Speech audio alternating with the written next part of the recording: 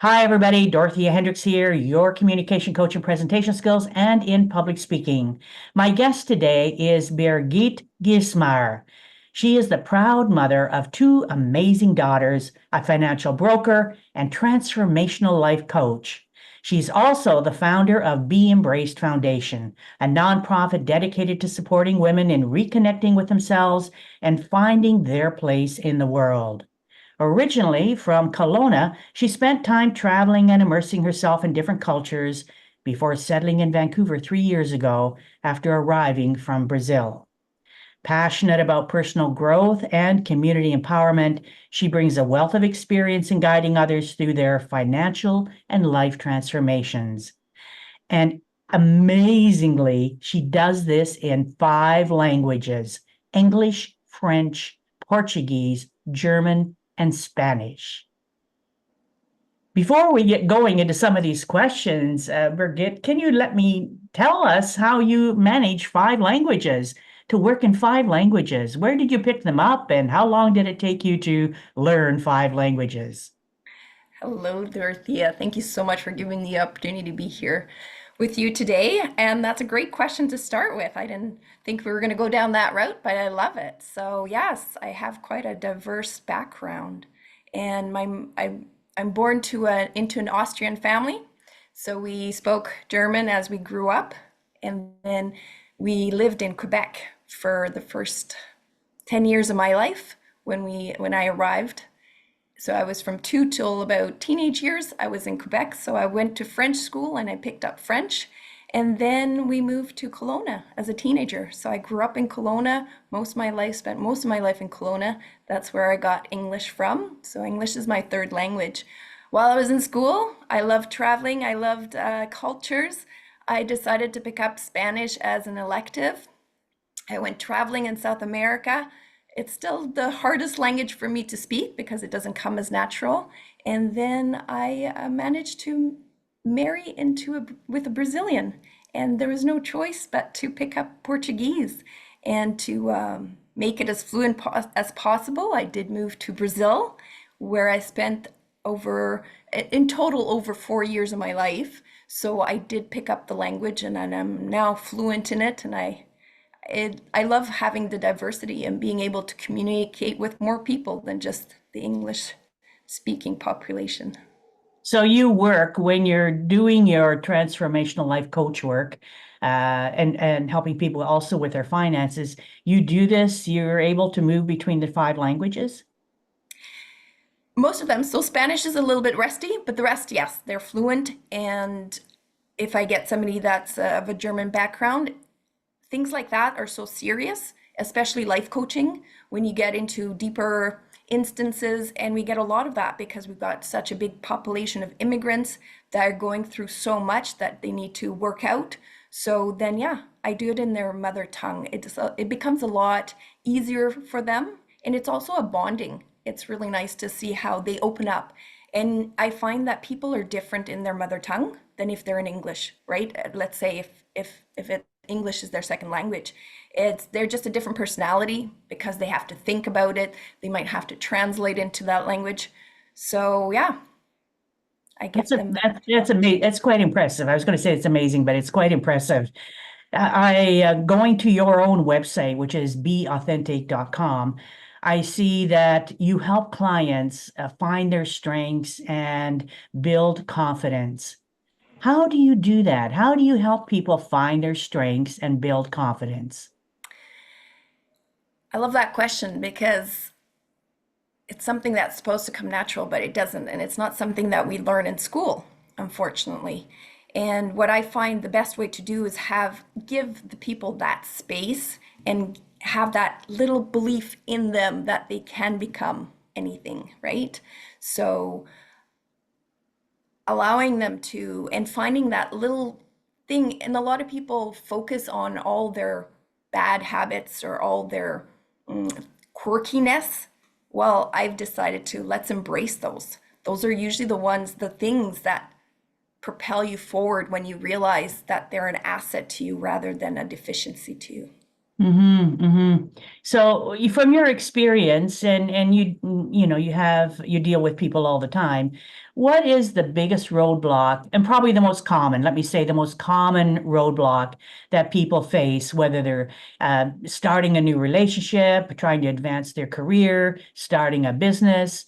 What is one roadblock that many people seem to experience, and what are some of the things that you do to help them overcome that roadblock? So I believe when you're talking about that, it always falls back down to us loving ourselves. And by a lot of people, they always hear all the negative that's been given to us over our lifetime, right? When you do something wrong. So it's ourselves basically figuring out that we're enough. We're here on this world. We've come to this world, so we're already blessed. We already have everything we need. And along the way, we carry this baggage that we pile on. So it's kind of going backwards, is unprogramming what all the negative stuff. So basically, just negative self talk is what a lot of people do. And with that negative self talk, it limits ourselves, right? So once we learn and are aware of that, then we can move on and grow as people. And that will help you in anything, whether it's relationships, whether it's your career. So once you really get into building that confidence and believing in yourself, life just gets easier. So you in the negative self-talk, you would say is a roadblock that is very common and that from your experience many people face. 100%. So the negative self-talk and just not feeling worthy, right? And Hmm. because if you're not feeling worthy, then you have that negative self-talk. So it's kind of they kind of interlink. It's kind of like it's a vicious circle. One breeds the other, and they breed each other. You mentioned on your website that one of the techniques that you use, and I find this interesting because I'd not heard of it before. One of the techniques you use in your coaching is something called the mind movie method. So when we go back and think about this roadblock and negative self-talk, that basically never does us any favor and pulls us down instead of helping us move forward. Uh, what is the mind movie method? And is the mind movie method a technique you would use to help people overcome negative self-talk? Yes, it certainly can be used. So it's a modality. It was provided to us and brought to us by Natalie Nedwell and her team. And how it works is, I'm sure you've all heard of, which has been really popular in the last little while, is vision boards. So vision boards is you pick up things that you want for your future and you put it on a board and you just focus on it and you look at it. Well, this is the next level, and why it's called mind movie. It brings in all the aspects. So it brings in the visual. So you put pictures and then it plays like a video. And then you've got affirmations that pop up. And this is all self-created. So it's very, you could almost say intimate, right? You really feel. So you get all your sensories involved in it. And it really propels you to get to where you want to be faster, to build that confidence faster, because you watch it in the morning when you wake up and you before you go to bed. So during the night, this is the images that keep coming up for you in your dreams and in your subconscious, basically. So what it involves pictures. There's also music you can add. So somebody that loves music, that it gives you that full dimension. And then in our sessions, in the actual coaching sessions, once a week we do what's called a brainwave entrainment. And what that is, so you wear your earphones while you watch this movie, and it's a noise that brings you to a theta state, which gets you faster into this trance where it goes into your subconscious. So it just activates the whole and propels you forward. So it's really powerful. It sounds interesting, but so just help me understand. I'm creating a movie then. How do I go about creating this movie? I'm not a technical person by anybody's stretch of the imagination. I mean, do I need certain equipment? How this sounds a bit more complicated than what I'd be able to do. How do I do this? No, it's actually really easy. So when you get coached, you get access to it's like an app or on web based, and we coach you through it if you need extra help, of course. But a lot of people, once they understand the aspects, then it's easy. You create one, and you can create it for a general subject, or you can create specifically. So if you're working on, you just want to work on your career, then you can create one just for your career. So what happens is you have this account, you upload pictures. If you want to make it personalized, there are pictures that are already in the program. So you just pick some happy pictures of being in the environment that you want to be. So if it's office spaces and that you get along with your colleagues, and then you can put pictures of money coming in, things like that. And then it just becomes like a moving video, right? So it's just a movie. And then you type in what you feel is talking to you, right? So I feel abundant being in this environment with the people that I enjoy working with. Work is a beautiful place to be. So you put all these affirmations that make you feel good, and then you pick the music that relates to you. So it becomes very personalized. We do have some genetic ones, sorry, not genetic ones, I mean generic ones, sorry. And those generic ones can be useful as well, but I feel that when you create your own, you just have your personal touch to it, and that just elevates it. Mm. Yeah, it's interesting. Vision boards have been around for quite a while. They kind of wane, and then of course they come back again. So this is taking a vision board, which is actually something like this, with all kinds of pictures or diagrams or drawings on it of things that you want and that you affirm for yourself every day.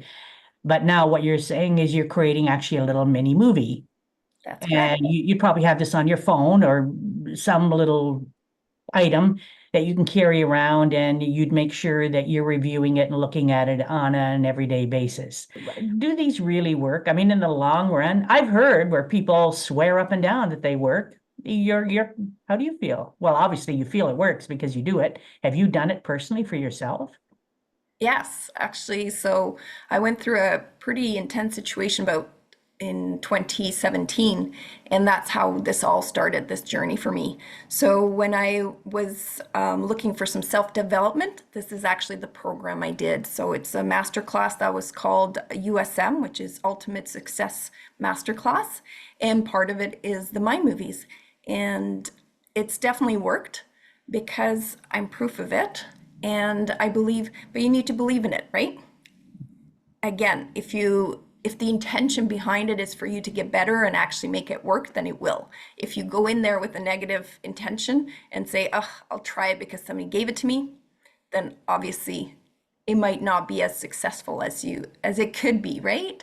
So, why does it work? It's because the brain doesn't know, it just knows now, right? So, and if you fill it with stuff that you want to have, then it will try to make that happen and make it a reality. And it's really powerful. So it's right now, there's a lot of talk about manifesting and being able to manifest. So this is one way of being able to manifest. And it is, and what you're saying about our belief, whether we feel it'll work or won't work, I mean, whatever we feel will be true for us. You know, if we go to an example, I just off the top of my head, a networking event and figure it's going to be a waste of time. I mean, generally speaking, we come back feeling exactly, well, that proved my point. That was a waste of time. But if we feel that we'll make, some good connections, some positive, meet some people that can help us move forward and we can support them as well, then that's exactly what happens. So, yeah, it's interesting. It really depends on our own perspective, what we're going into something with. For most of us, and you mentioned about going through a difficult time in 2017, most of us, we do have doubts and fears when it comes to maybe something in our career or going through a relationship, leaving or entering a relationship.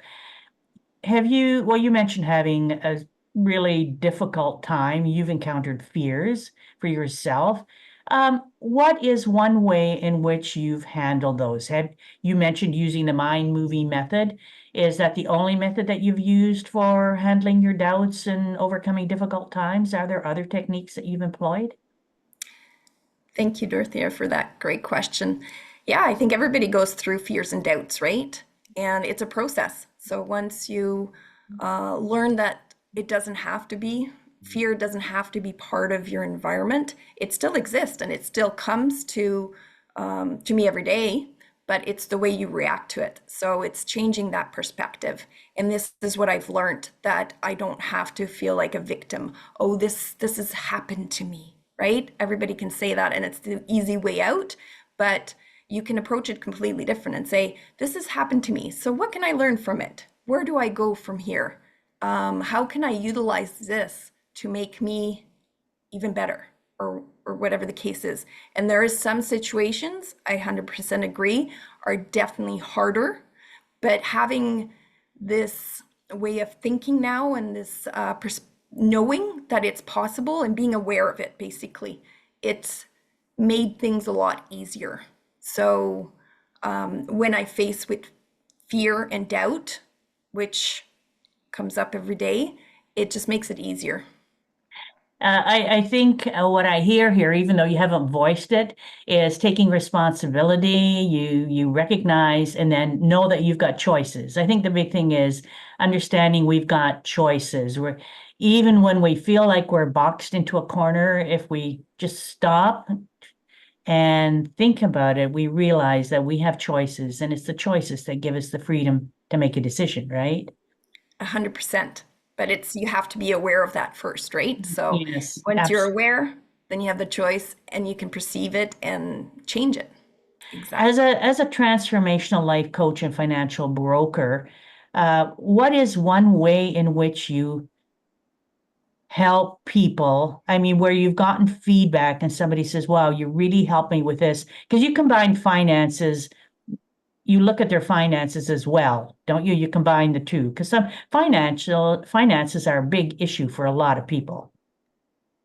Yes, I think, I mean, finances is our everyday life. So we do need to be aware of it and make the best of it. But I think the mindset behind that is even stronger. So if you can have anybody help you with your finances, but as soon as they're gone, if you don't have that mindset that you're abundant, that you can make it, that money is just an energy at the end of the day, it's a tool, right? It's something that we've created in this world. It didn't exist before. Animals don't use it, right? It's something human. So as long as we realize that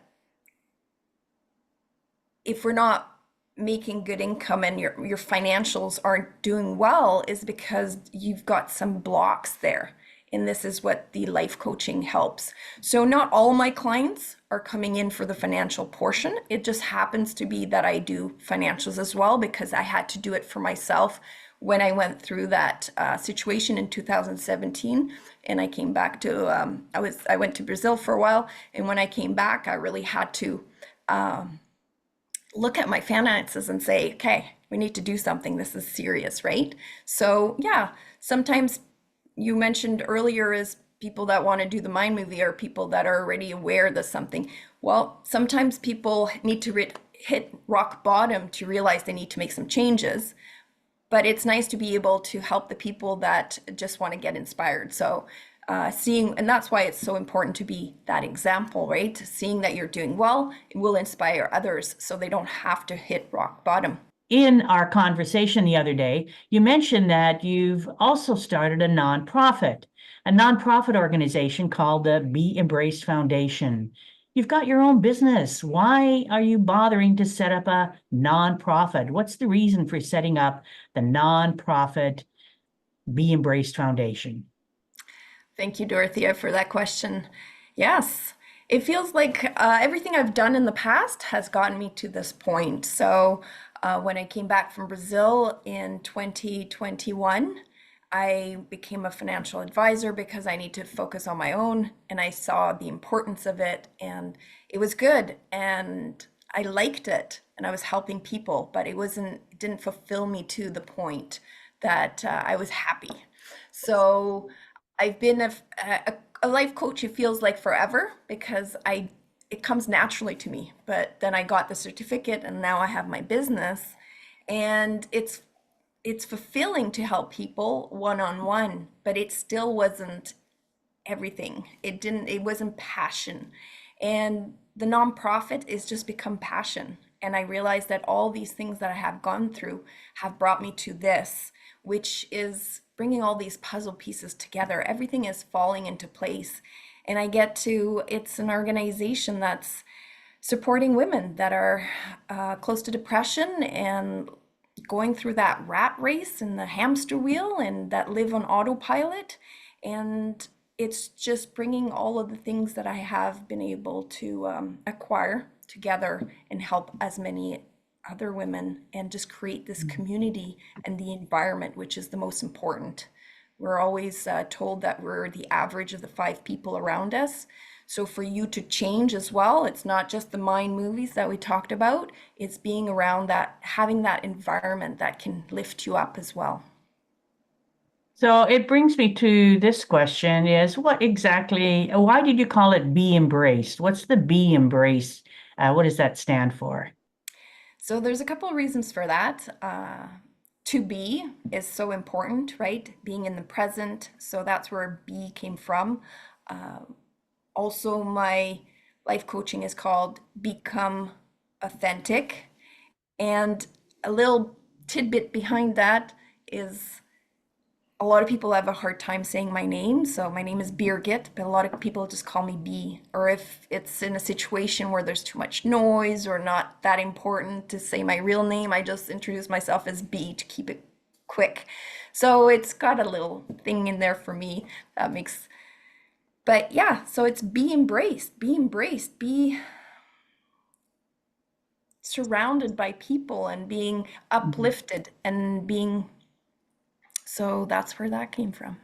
Mhm. What do you see as the biggest challenge to starting a nonprofit? It's one challenge to do your own business, but now you're setting up a nonprofit. There are rules, regulations, probably forms to fill out. What was for you the biggest challenge?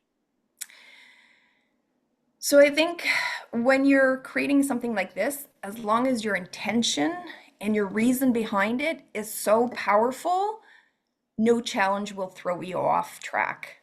So, and I've gotten to that point. I know that this is what I'm meant to be doing. So, the challenge is yes, there is lots of challenges. And people say, that's so much work. Why are you bothering with it? It's because to me, it doesn't feel like work.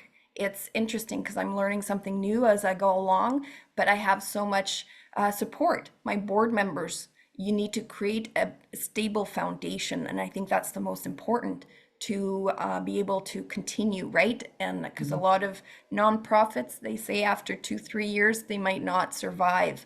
But if your foundation is strong and your intention is the right one, then you can overcome the challenges that come along the way and you change that perspective, right? You say there's always a solution. It might not be the one that you expected, but there's still a solution. If I were interested or somebody out there is interested in setting up a nonprofit organization, what should they be aware of? What are some key things that they should be aware of as they go through the process of setting up the nonprofit? Yeah. So the main thing is be aligned with knowing that you want this 100%, right? The reason, the intention, be aligned with who you are, and then making sure that the foundation aligns with you. Because if there's alignment, then it will succeed. Therefore, the board members need to be aligned. So making sure that everybody's on the same wavelength and everybody has the same expectation. Expectations might not be the right word, but the same values. They want the same outcome. So their energy that they're putting in is just as powerful as yours. And I'm very thankful and lucky that I've found a couple of women that are just on board with me and see my passion, my vision, and they're pouring their hearts into it. So how do you go about finding board members? What's one question you would ask someone to find out if they're aligned? like a possible potential board member? What's one question you would ask? This is a great question. I think it's more than just one question, Dorothea. I think it's their lifestyle, who they are, how they present themselves, and if it's truly what's in their heart, right? I think a lot of it is not even the questions, not even the answers, it's the feeling you get behind it. So, I mean, answering a question, and I remember when I was a teenager, I just memorized all the questions they could ask me, and then I would have specific answers. But it's definitely different when there's passion behind it. There's a feeling behind the answer, and that's what I look for personally. So you'd have to be, in order to check for that feeling, you're very much in touch with yourself. You're in tune with yourself. The mission of Be Embraced Foundation is to raise awareness about women, women themselves, that they raise their own awareness and, inspire them. You want to inspire them to build a functional, sustainable life. I love that mission. That sounds great. Helping women, raise awareness, get inspired to build a better life. How do you see yourself and the members of your foundation? How do you see yourselves doing that? Thank you for that question. So, yes, we're looking at basically the higher needs hierarchy, right? So we do need to make sure that the women they have the basics. So giving them the time, giving them the space, huge important fact, just having that space where women feel like they are valued, they're appreciated, they're seen, right? So as well as creating that environment that there is possibilities. You don't have to be in this rat race, and there's possibilities, and then giving them the resources. So when we bring a woman in, then we provide them the basics. So we provide them with meal preps as well as cleaning services. This will free up some time out of their day, where then we expect them to invest in themselves. We find that a lot of people do from an empty cup. Let's use that analogy, right? If your energy is in a cup, and you provide for your kids, for your partner, for your people at work, and then at the end of the day you're just exhausted. But if we can show women that they can fill their own cup with doing stuff for themselves, and in just different ways to fill that up, whether it's, and everybody is different. So some people need to go exercise, some people need to meditate, some people need to work on some stuff. So maybe it's therapy or it's hypnotherapy, right? So there's different things, and everybody's different. So we need to do an assessment and see what resonates with that woman. But once we fill that cup and she can give and provide, when the cup is overflowing, then it just becomes that ripple effect of a happy family, of a happy community. And that's how we help women. So let's say I'm a woman that needs help. How would you find me, or how would I find you? And can you give me a specific example of a question you might ask and some help that I might get? Yeah, certainly. So actually, and we talked about this a little before, you mentioned something about it, which was good. How do people that are close to depression even know that right? They might not even be aware or want to look for help. So we're actually created a sponsorship program. So basically it's a community member that wants to help and provide. So when they sponsor a woman, they get to say who they nominate. And then, of course, it's always up to the woman if she agrees to it. But this brings the opportunity to that person. And it's great because helping that woman, so let's say it's a corporate sponsor, they may pick somebody in their corporation. And this will helping this woman and bring her all these possibilities, and seeing that things can improve and things can get better with small adjustments will create that ripple effect in the company. So it's So, okay, so I'd be the chosen one. My company has chosen me as a person who would be the beneficiary of what you offer in the Be Embraced Foundation. And maybe I spend my time doing laundry when I get home. And you mentioned about meal preps. I'd really love to have somebody kind of have my put the meals together for me. So who's gonna, how does that work? Who pays for that? How does that get set up? I mean, it sounds great. I'd love to have somebody do my laundry, love to have somebody prep the meals for a partner, the kids and the pets. But the reason perfect. I don't have it is because I can't afford it right now and there's Yeah, no time. So exactly. how would you structure that? How would you fill that into my day? So that's where the sponsorship comes in. So whoever sponsors will sponsor, will donate. There's there's a couple levels. So we have a 1 month program, we have a 2 month program, we have a 3 month program. And once these women do these programs, they stay in our community for a year, and they can stay on because it's a community that we have.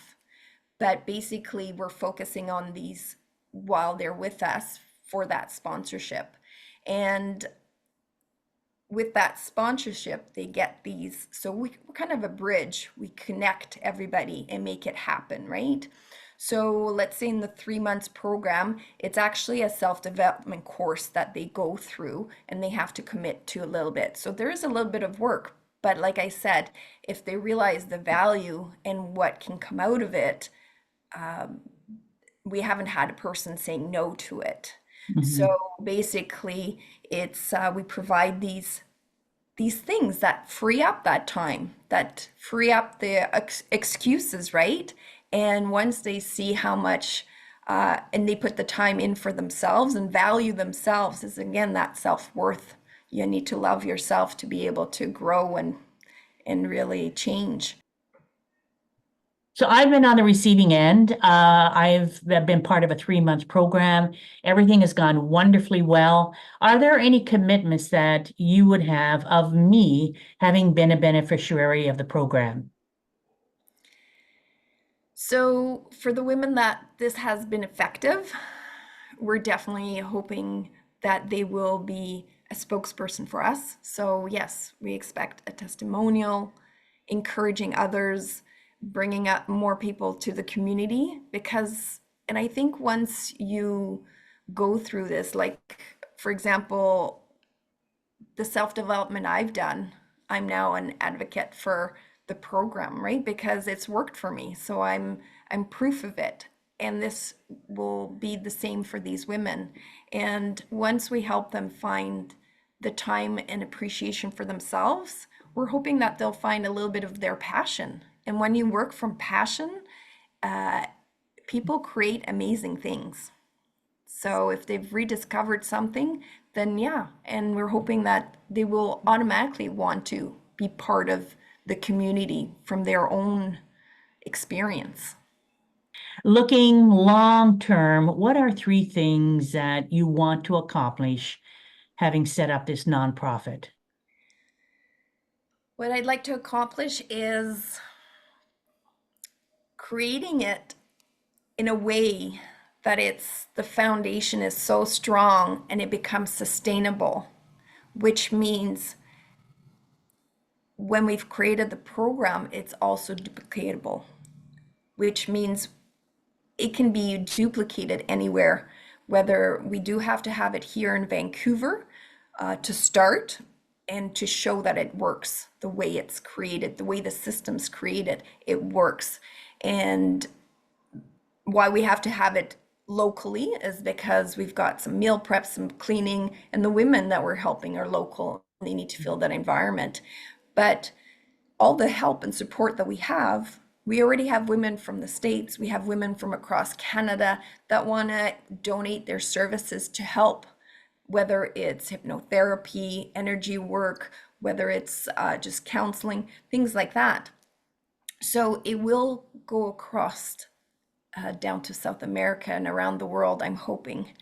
Whoever I bring onto, they get so energized by the possibilities, and they can see the vision and feel it.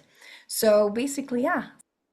So from what I hear from you is you want it to be sustainable. You want to be able to duplicate it, right? So that you can have this nonprofit, this foundation, Be Embraced Foundation, be around the world. And you want it to be community focused so that you're building positive communities that's where people support each other and they do it in a positive way.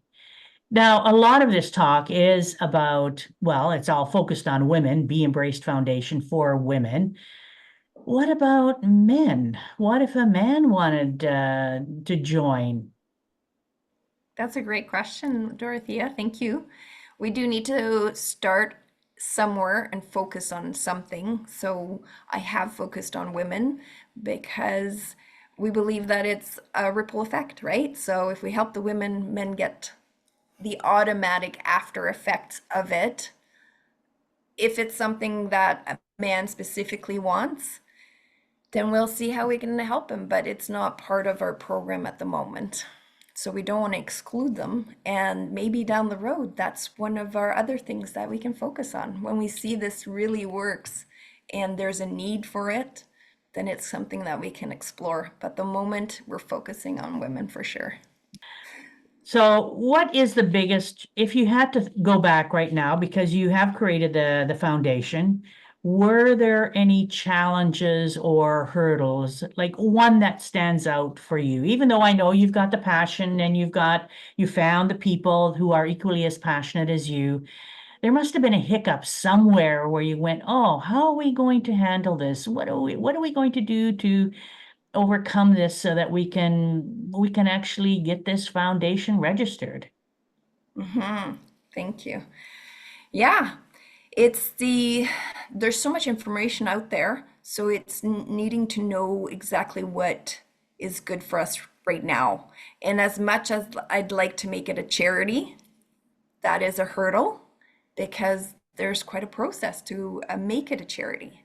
So that's why right now we are a nonprofit, and that's our hurdle right now. So, but it's not stopping us because we found solutions to overcome that until we become a charity. When you apply to be a non-profit, is that do you go through the provincial government? You mentioned the CRA. Is it federal? Where exactly, if somebody is interested in applying to be a non-profit, where do they go? Yeah, it's actually it's a website and it's societies. So you have to become a society. Okay. So when you go through that process, it asks you what type of society and so on and so forth. So you have to register as a society. You have to bring bylaws that you need to follow because once you're registered, you need board members and you need certain rules that need to be attained. So they want to make sure that you follow that it's not just anybody creating it just because they feel like or they had a good idea overnight, right? There's quite a bit of thought and process put into the application. So is it through provincial government or federal government? Yeah, the society is BC. Society is BC, right? Yeah, and then the charity is because it's through CRA, which is the Revenue Canada. It's because they become that they can give tax receipts, right, for Mhm. donations. So Mhm. it has to be done through the federal government at that point. Okay. You're being a transformational life coach and also, a person who is a financial advisor and helping people. There are certain ways in which often our communication, how we communicate with people changes. As a coach, becoming a coach, has how you communicate with your clients, how you communicate with people, has that changed from the days when you were not a transformational coach, when you weren't doing any coaching? 100%. Because going through the process of getting a certification, it's also built my confidence. I mean, I did a lot of self-development along the way. So, but that self-development and being that coach, it's also more awareness because you realize and you see what people are going through. So the more that you coach people, the more you see the different types of people and Mhm. the different styles of communications that you can use towards them to whether it's make them feel more at ease, or being able to be more direct when it's something serious, or use a bit more, yeah, just the different ways to approach people. It's also built my confidence. So I used to get really shy and take back, but now I don't have anything to hide. I know who I am. So, and it feels good and I want to share it and I want to be out there. So yes, it's definitely helped a lot. So, question for you again. Can you give us an example of how you might have communicated before becoming a life transformational coach and how you communicate now? What is one thing that you do differently? So I've learned to speak from my heart. So I used to be in my head a lot. I used to be in my head a lot and always think, oh, are they going to like me, or am I doing it right? And now I just go for my heart. And this has helped me a lot for sponsorships, because I Mhm. actually need to go to corporations and talk to their head office, or their head person, sorry, whoever's in charge of sponsorships. It's usually the marketing department. Mhm. But I don't have that fear anymore. I'll I'll tell them what we're all about, and it's either going to work or it's not. But I Mm. don't shy away from it. Whereas before I would have found a hundred different excuses not to make that phone call or go and talk to them. On your let's leave the Be Embraced Foundation for just a couple of minutes, and I'd like to go to your website, which is Become Authentic. Become Authentic. What does it mean to become authentic? Yes, that's great. So as we go into our system, the school system, and even growing up in a family, you start changing who you really are, because you want to either please people. You don't want to feel like you're doing something wrong. If somebody says, don't do that, then you'll shy away from it. And as we grow up, we put all these limits on ourselves. So that's what become authentic means, is sometimes we need to take those layers off and realize who we truly are, which makes you authentic. Who are you really? Some people go, let's say they're finished high school and now decide to go into medical school. Are they doing that because it's what they want? Or are they doing that to please their parents, which have these expectations of their kids, right? So that's what become authentic means. Hmm. What are three things a person could do, two or three things a person could do right now to make changes in their life, to help them become more authentic, to transform their life? Two or three things that you would suggest they could start now. Just changing that negative self talk is huge. So becoming aware of it, first of all. Once you're aware, then you can utilize it differently. And Mhm. and then we also can create that space of possibility that we don't we're greater than what we think we are. Okay. So what they can do for starter is to become aware of negative self-talk. Would they substitute something in terms of that negative self-talk? Is that something you might suggest? Of course. Yeah, you can use, and that's why affirmations have been talked about a lot in the last little while, whether they work, whether they don't work. Well, just being able to change that negative talk, and if you're creating it and you're making it positive, of course, it's going to affect you somehow, right? So, Hmm. yeah, if you can put some, instead of saying, oh, I did this wrong, how silly of me, you can change it with, oh, that was interesting. I didn't expect this, but let's see where it brings me, right? It sounds very, a lot of people say, oh, you're so positive. But if it really works, then why not?